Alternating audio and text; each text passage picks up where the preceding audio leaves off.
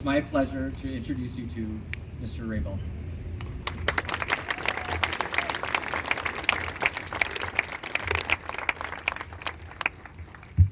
Good afternoon, Black Shirts. Good afternoon, class of 2020. As you sit here today, ready to begin your life as an adult, you're full of hope, promise, and dreams of grandeur. It's an exciting moment in your life as you jump out into the wilderness of the world, and you find your way to fit into it. It could be a scary place. Socially, economically, you'll have to learn how to survive in the wild. And surviving in the wild will require more of you than we've put on any assessment in any classroom today. Your schooling so far has had instruction. We gave you blocks and asked you to build a house. We gave you training wheels and asked you to figure out how a bike works. We gave you ingredients and asked you how to bake bread. We gave you numbers and asked you to make predictions. We gave you stories and asked you to figure out how society works. There are no instructions as you navigate in the wild. There will be no teacher showing you your next steps or the deeper meaning behind the story. The goal of schooling was not to follow instructions, though. The goal is to learn how an instruction manual works so you can write your own. When you get lost and you need help, make sure you reach out to adults in the world. Many of us have figured out how to write instructions. Many of us can get you back on track, but many of us haven't. Sometimes we can only forward you the instructions handed out by our parents. If you follow these instructions, they will only prepare you for success in the wilderness that we tamed. Your wilderness is different. If you follow those instructions, you'll never be able to venture out past into a new world. You'll never discover the beauty out beyond your homestead. You'll have to decide soon whether you're going to take the instructions for the wild handed down to you, or whether you're going to go out into the wild. There is no recipe for success. You'll have to experiment, learn from failures, try to repeat successes. You'll have to start writing your own instructions soon. I want to share with you a story from a book called The Gardener and the Carpenter by Alison Gottman. It's about parenting in the 21st century. You see, a carpenter begins with a project with an outcome in mind, a prescribed set of procedures that will result in a predictable, desirable outcome. When a gardener gets started, they have no idea what the final outcome will be. In your pursuit of happiness, you can arrive at the destination either as a carpenter or a gardener. If you're a carpenter, you could study for exams, get good grades, pursue a degree that's lucrative, you'll have a middle-class life. There's a ton of value in becoming a carpenter. The world rewards carpenters. People who start playing piano at 4 and become phenomenal musicians are carpenters. Gymnasts who make it to the Olympics at 14 are carpenters. People who graduate college with a 4.0 and a double major in 3 years are carpenters. However, this comes with a set of drawbacks too. The world is full of uncontrolled variables that may influence the final outcome. Carpenters become fearful of taking chances because they won't be able to guarantee that their outcome is desirable. You can become anxious. You can become fearful of new things. Any change in your environment will throw off your instructions. The gardener recognizes that the world is full of uncontrolled variables. All they can do is provide a nurturing environment, plant seeds, provide fertilizer, soil, and sunshine. The gardener provides a safe environment and tries to control for these unknown variables and trusts that the seeds will grow into a beautiful garden. However, you won't know what that garden's going to look like. It may be more beautiful than you ever imagined, or it may end up a pile of dirt. You've got to identify your place in the wilderness, the variables that may or may not impact your outcome, and work tirelessly to help the garden grow in the best outcome under the possible conditions. The final product will not be known until the season's over. As you're making this decision, I hope to impart on you a few things. This decision you're making now is not about becoming a gardener or a carpenter permanently. You'll have to be both. If you decide to play it safe and follow the instructions laid out for you in the world and you thrive and are happy, you're lucky. For many of us, the instructions handed down to us won't work. The world is full of lawyers who graduated in 4 years, landed good jobs, and aren't happy. Don't be afraid to start gardening. Go plant some seeds, see which grow, and start nurturing those seeds. Try working with children. Try working with your hands. Try working at a desk. See which of these seeds gives you joy and nurture them. See what they grow into. Just know this, neither the gardener nor the carpenter will be successful without years of hard work. The only way to be successful in either avenue is hard work. For those of you guys that go out and start gardening, don't be afraid to end up with a pile of dirt. There's always another season, another pile of seeds, another opportunity to grow your garden. Don't be discouraged by the carpenter's outcomes. When you start to have success, learn what works, learn your new environment, and start writing instructions. Follow his instructions next year and reproduce your new garden. It'll take longer, but your success will be more fulfilling because it will be uniquely your own. There will be no other garden like it. Parents, if you see your kids watering dirt, don't worry. They're learning what works for them. They're writing their own instructions. Their place in the wild is different than ours. Our schools were designed to train people in an industrial world, to create instruction followers. It was designed to make robots, and it gave people skills that now robots are capable of doing. Recently, in a post-industrial world, these skills aren't necessary, and so schools have taught kids how to be innovative, creative in arts and problem solving, how to take risks. Those skills are learned by gardening, not by carpentry. Schools are changing and recognizing this, and they're fostering more safe places for failure, trial and error, and risk-taking. Class of 2021, you might not realize this, but you are prepared for this.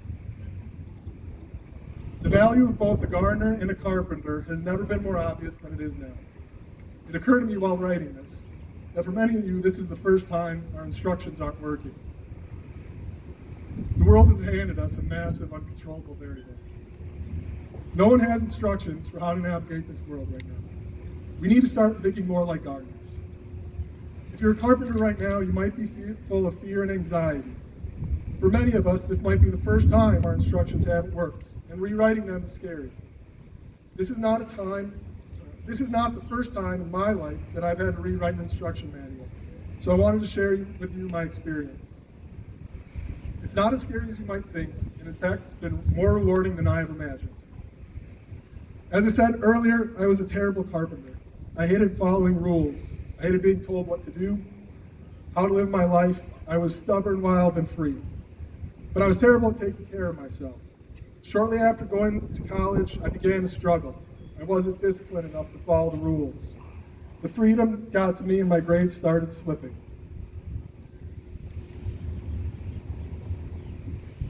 I was able to fight through, finish my degree, and get a shot at the NFL. At that point, my mental health had improved, but I wasn't as prepared for that opportunity as I should have been. It was a crushing disappointment when I didn't make the team, but it also freed me. It freed me from expectations. It freed me from trying to continue to follow other people's instructions for me.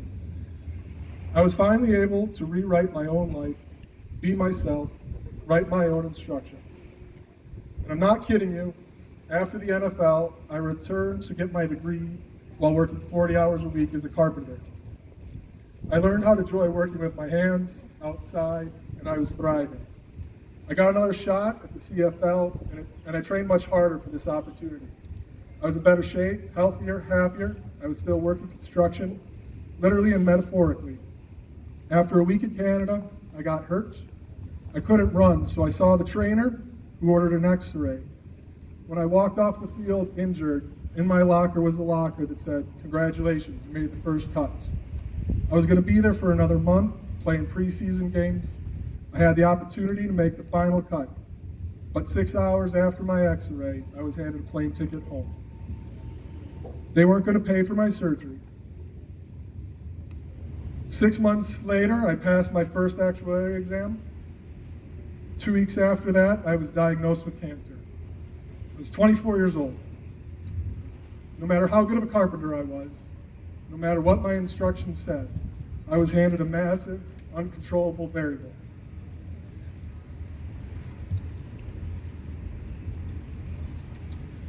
My cancer journey took me for about 9 months, from November through August.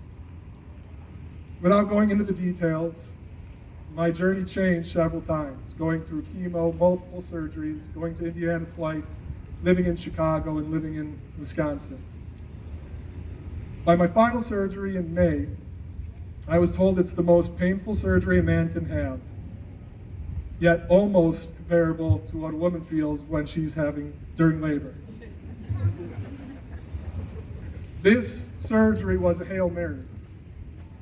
My life was at risk, and the doctors didn't expect a positive outcome. It worked, and 2 months later, I was able to return to somewhat normal activity. At that point, going through chemo, a football coach called me and said, "I heard you're in the area and can't work. Would you like to coach some football?" I took him up on it, and I told him I wasn't sure what capacity. By July of that year, I had mostly recovered. I was functional, albeit with pain and discomfort, but I was able to start living my life again.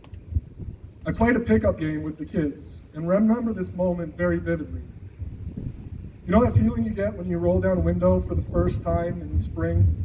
You put your hand out and feel the fresh air for the first time in months. The joy that brings you after months of being cooped up. Imagine it times 10, but with everything. I remember feeling the sunshine on my skin like it was the first time. I tasted my favorite foods again, but for the first time. I cried at sunsets. I cried the first time I got into the ocean. I cried on a hike in the woods. The tears weren't of sadness or happiness. It was an overwhelming sense of appreciation for the world. To me, it feels like those videos when colorblind people put on those glasses and see color for the first time. And sometimes you forget how much you would take for granted just the basics and advantages you've already been provided. I remember in that pickup game, re-experiencing the joy of football like it was the first time I ever played. No demanding coaches, they're the worst. No parents pushing you to be in the weight room all the time. No kids playing, just kids playing around and having fun. I remember diving for a pass and landing on my stomach, and it hurt like hell. But I mostly remember laying there in pain, smelling the freshly cut grass for the first time. The joy that smell brought me far outweighed the pain. When I left that game, I sat in my car and wept. I called my mom to tell her how happy I was, how much I loved her, how grateful I was for everything that she had done for me. And I told her that I was going back to school to be a teacher. Shoot. I took a massive, uncontrolled variable and I planted a seed. It was never a part of my plan to end up in Waukesha.